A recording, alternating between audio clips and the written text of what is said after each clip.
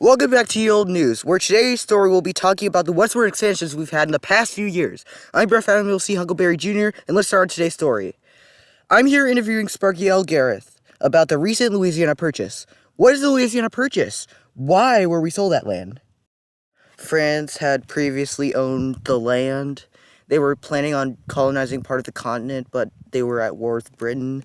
Napoleon needed money for the war and decided to sell the land for $15 million to the U.S. We accepted that offer on April 30th, 1803. And what did we do with that land France offered us? Well, Thomas Jefferson decided to have an expedition on this new land, and he appointed Meriwether Lewis to lead the expedition. Lewis decided to have William Clark help out on this journey. Thanks for the information. Now we will go over to Gareth L. Sparky to ask our next interviewed person how the expedition went. Here we are now interviewing Budzinski about the Lewis and Clark expedition. What was Lewis and Clark's goal for this expedition? No, I'm supposed to ask that to you, and you're supposed to answer. I don't know that answer. You never asked me that. We went over this before we were up on camera. You gave me a different question when we were practicing. You're going to ask, what were the effects of the Louisiana Purchase? And I'd answer that we were doubled the land of the United States, and that the land would be used for farming, thus increasing the economy. Well, since we didn't get that first question, we must go back to Huckleberry to give us that answer. What was Lewis and Clark's goal for this expedition?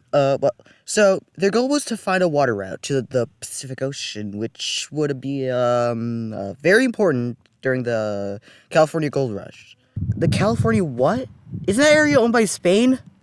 Hey, that happened long after this interview is supposed to take place. We need to discuss what has happened now, or we're breaking the time period this is supposed to take place in. Televisions haven't even been invented yet and won't be invented for a long time. Let's just get back to the interviews.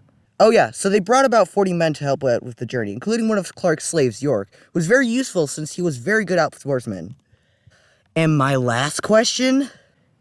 Yes, what other countries were on the continent at the time?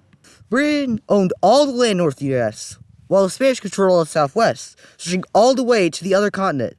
Russia also had many settlements on the west coast, all the way down to San Francisco. Where? Now let's get on to our final reporter, John Smith.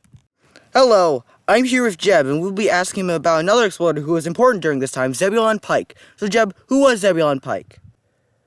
Zebulon was a great man, going on dangerous journeys on the sole question of what was over there. He went out to look for the source of the Mississippi, and he found it. He asked the same question about the Arkansas and Red River, and he was destined to find those too. And how did the journey go? It wasn't bad. Yeah, and? It was an adventure. Yeah, but what happened during the journey?